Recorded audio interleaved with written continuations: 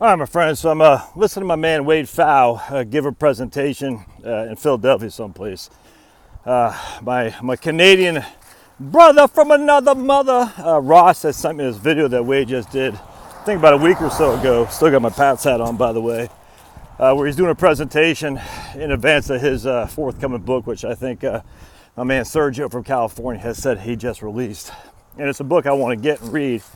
Sergio says basically Wade's premise is the increasing equity glide path as you age, in terms of you have more money in bonds on the front end and less money in the back, more stocks essentially, to avoid the sequence of return risks. Yeah, man, the sequence of return risks never goes away. I look at the financial planning industry. It's not that much different from client science in terms of, and the overall scheme of things. We've only had satellite data since the 70s. We've only had temperature basically for the last 100 years or so, and the vast majority of those have been in the U.S. The vast majority have been in the U.S. Very few in sub-Saharan Africa, very few in Latin America, some in Europe, a couple in Russia. But I mean, we just don't have enough history to make any kind of gauge of temperature in terms of global warming, climate change, and all that. We just don't. Like you can extrapolate rungs on trees and all that, but there is just no temperature in terms from satellite data, in terms of actual measurements of ice caps, in terms of actual temperature gauge that you can empirically have empirical evidence on, especially in the overall history of the world. And the same thing goes to financial planning. And I think and I'm not saying this is Wade. You do the best you can do, but going back to Nassim Nicholas Taleb, if your model sucks, but it's the best you got, your model still sucks. And like he says with economists, well, you ask, why do you use that model? Well, because everything else is crappy. So this is not crappy? No, it's just less crappy. But it's the best we got. It's stupid. It's stupid to say because our model is less crappy, that's what you should lay your hat on. So let's go to sequence of return risk. All right, so we got sequence of return risk that says if you can survive the first 5 years. Look, I get it. I don't dispute the idea of sequence of return risk. I don't. I do dispute, though, the idea that if you can escape sequence of return risk in the first few years of retirement, you're good to go. Because sequence of return risk never goes away. So let's look at this. First 5 years, you dodged a huge bullet by a 2007, 8, and 9 crash. All right, so you are good to go. You avoided the sequence of return risk. So all the models say you're fine because that is in the past, you can move forward. Why do we assume that there's not going to be another one in the next year or 5 years hence? Well, I don't get it. Yeah, but Josh, you have less time of life. I mean, you retired in 65. The first 5 years of retirement, you faced a 2007, 8, 9. So now you're 70 and that initial shock is behind you. Thus, you're 5 years closer to death. And the likelihood of another sequence of return that we had experienced has been minimal, according to the past. And the past is small at best. But even then, I'm sitting there thinking, okay, not only do you not know how long you're going to live, and again, I don't think the likelihood of you living 30 years is extraordinarily high. I don't. I get there's always better to be safe than sorry. But what if the future is different than the past? Well, I mean, what if the stock market goes on a Japanese-like downturn for decades, or even worse, a Bolshevik revolution for decades? I mean, what? The idea that you survived the first shock and you're good to go. No one predicted, no Monte Carlo out there said the shock of 2001 and 2 would find itself again in October 2007 to March 9th of 2009. And take away Barney Frank saving capitalism, we might still be in a Japanese like style freaking downturn. I don't know. But to say that the sequence of return risk is behind us now because we survived the first shock. So now I'm 70 years old. All right. I survived the first shock because I was heavy into bonds.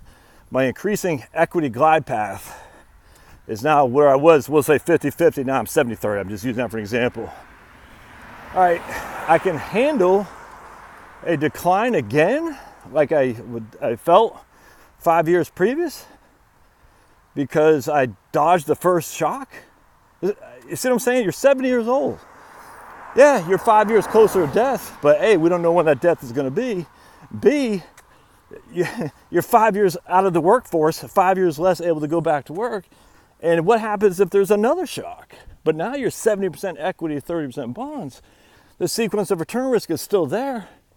And it's going to come at you even further and more forceful because you're more into stocks. You see what I'm saying? And so you don't, like, and on top of that, well, Josh, this is what's going to happen. It'll drop 25%. All right, so now you're 70-30. The market's, you would say you got $100,000 in your portfolio. 70% bond stocks, 30% bonds. So we're down, we'll just say 20%. So you're down to $80,000, all right? And you have less and less bonds, less and less cash. And I'm just using that for example. Market's down 25%, you're down $80,000. Now you're 70 years old. You get hit with another 20% shock. Now you're down to, 64,000? And now you got even a more gliding path. Equity glide path, more heavy into equities because you've been spending down your bonds even more. So now you're down, I don't know, $60,000, something like that. But now it's behind us because we've never seen a track record in the market history where we've had, 3 consecutive market shocks back to back to back. Actually, we have. B, we might have never seen it before. In terms of if you look historically, sure we have, absolutely. But a market shock is in the eyes of the beholder, by the way. So we have seen consecutive market shocks for 3 years. We have seen market shocks over a course of a decade to 2. Absolutely, we have. We've seen many years where the average investor made no money over the course of a decade, 15, 20 years. Absolutely.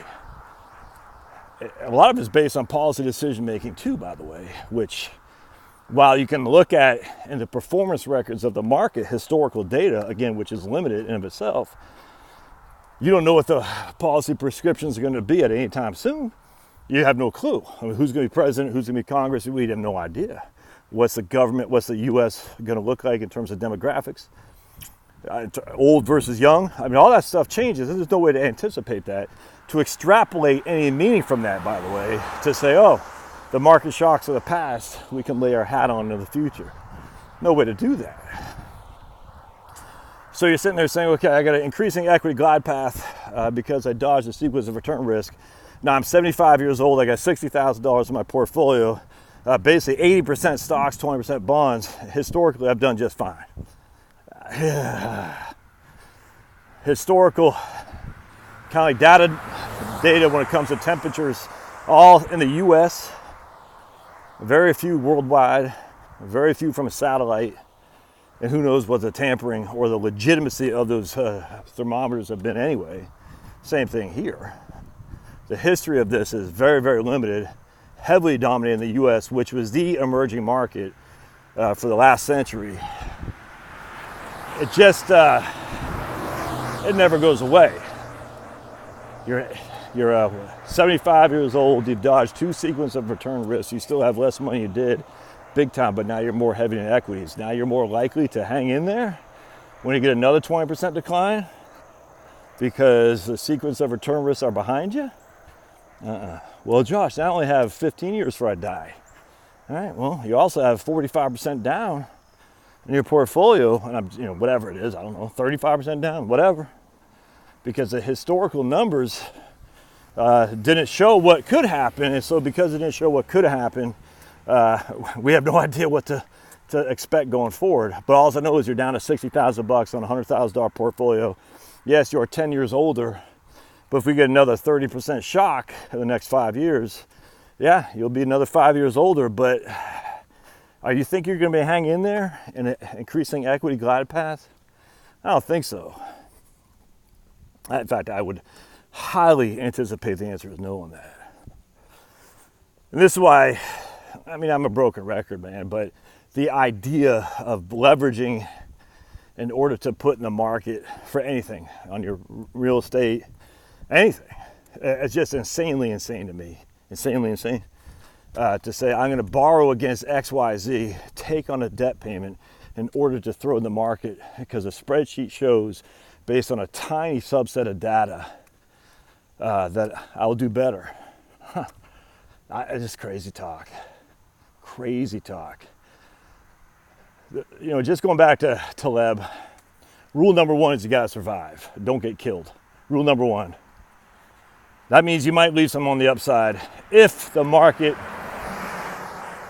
reacts like we hope. But hope is not a good strategy. You pray for hope, but you prepare for the worst.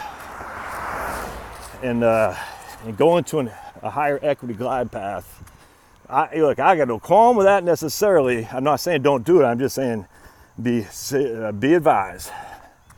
The human nature of a 75-year-old retiree who's already survived 2 market shocks isn't one to say, I can survive a third. I've already survived 2 because I'm older. My sequence of return risk is behind me because the academics. Along those lines, it was pretty interesting what Wade was saying in the beginning of this presentation, talking about Markowitz, Harry Markowitz, the designer of the modern portfolio theory, MPT. I did not know this until Wade mentioned it. Markowitz never said it was for individual investors, the consumer at large. It is for hedge fund or pensions, investment managers, things of that nature, institutions who aren't pulling money out. The MPT is not for the individual investor. It was for institutions who can put money in and let it be for years to come. And I'm sitting there thinking, the whole premise of the fiduciary rule of prudent investment is all based on modern portfolio theory. But he said the guy who designed, I think he might have won a Nobel Prize. I'm almost positive he did. But Markowitz said, no, it wasn't designed for that. It was designed for institutions who aren't pulling money out to pay the bills, to pay the mortgage, to put brace on the kids. It's just, I didn't know that. But you think about it. You got income needs that have to come off that portfolio. The prudent investor rule would say, well, as long as you follow the MPT, the modern portfolio theory, you're going to be, you as an advisor, don't need to worry about being sued for negligence because you followed the MPT. But the founder of the MPT says that's not what it's for. Moral of the story, you better take care of you. You better not rely on anybody, including me. Nobody knows. No one's going to be held accountable when you run out of money. They can say all day long, well, we followed MPT guidelines. And I'd say, if I was an enterprising attorney, I'd say, well, MPT guidelines say the guy who founded MPT said this is not used for just average consumer.